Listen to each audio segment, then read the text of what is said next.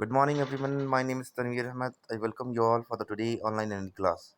In the previous class, we have learned about acid base and how it is compared with a natural indicator or artificial indicator. ठीक है? Now, today we will learn more how to differentiate acid and base by the help of the different type of indicators. तो कल आई थी एक term olfactory indicator. Olfactory indicators करती क्या है? ठीक है, तो उसके लिए एक एक्टिविटी मैं देखता हूँ, यहाँ पे परफॉर्म करके देखता हूँ तो क्या बताया जा रहा है इस एक्टिविटी में. देखते हैं फटाफट.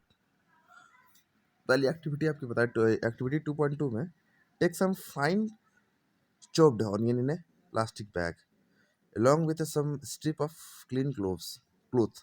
ठीक है, tie up the bag tightly and leave overnight in a fridge. The cloth strip can now be used to test for acid and base. एक मैंने क्या किया, ओनियन को चॉप्ड कर दिया. चॉप करके क्या किया, उसको एक क्लोथ में उसको बंद बंद करके फ्रिज के अंदर डाल दिया. Take two of these cloth strips and check their order को चेक करोगे तो क्या होगा. Keep them on the clean surface and put a few drop of HCl solution on one strip and few drop of NaOH solution on a other strip. मतलब पहले तो उसका उस क्लोथ का एक स्ट्रिप बनाया गया, उसमें एक बार एसिड को डाला गया, उसके बाद दूसरे में बेस को डाला गया, स्ट्रॉन्ग एसिड स्ट्रॉन्ग बेस को डाला गया. What you will observe, rinse both clove strip with water and again check their order. Not your observation. तो क्या हुआ, रिंस किया, मैंने उसको साफ किया वाटर से, फिर क्लीन किया उसको, नोट योर, फिर ऑब्जर्वेशन में उसको नोट किया.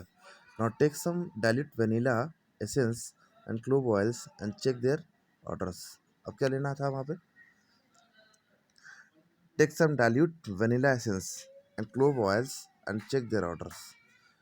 Take some diluted solution in a one test tube and the diluted solution of NaOH in another beaker. Add a few drops of diluted vanilla to both test tube and shake it. मतलब पहले लिया गया क्या चाहिए, onion का एक strip बनाया गया था, ओनियन के रात भर छोड़ करके उसको indicator. Check the order once again and record change in order if any. Similarly, test the change in the order of clove oils with a diluted HCl and diluted NaOH solution and record your observation. फिर observation को आप record करोगे तो क्या होगा. Which of this vanilla onion and cloves can be use as a olfactory indicators. On the basis of your observation, let us do some more activity to understand the chemical properties and acid and base.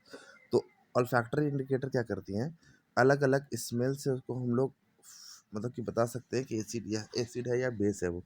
ठीक है, तो अल्फैक्टरी indicator जैसे onion के बारे, clove है, vanilla है, इनको use किया गया था वहाँ पे एज ए अल्फैक्टरी इंडिकेटर.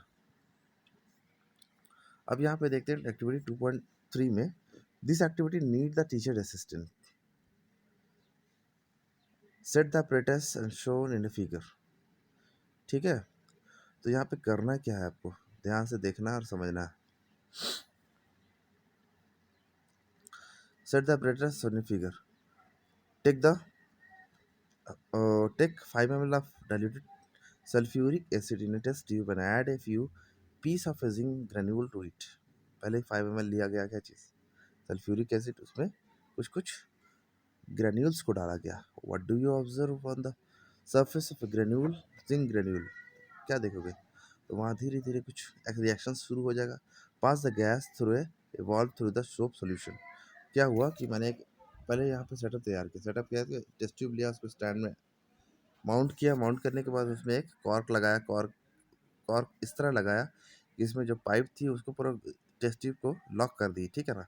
फिर इस सॉल्यूशन को मैंने पास कराया एक सोप सॉल्यूशन से.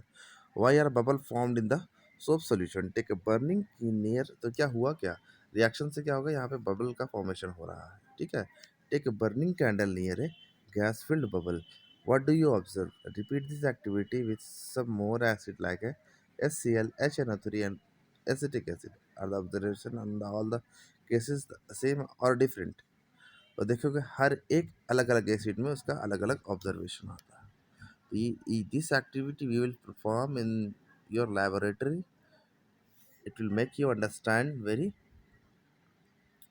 clearly in the laboratory. Okay, तो सबसे पहले हम लोग देखेंगे यहाँ पे, तो इसमें हमको यही पता चला इस एक्टिविटी में, यहाँ पे जिंक को जैसे ही डालोगे आप सल्फ्यूरिक एसिड मतलब कि हाइड्रोक्लोरिक एसिड में, तो एक हाइड्रोजन गैस का इवोल्यूशन करता है ये, ठीक है, जो कि पॉप अप साउंड देती है ये, ठीक है।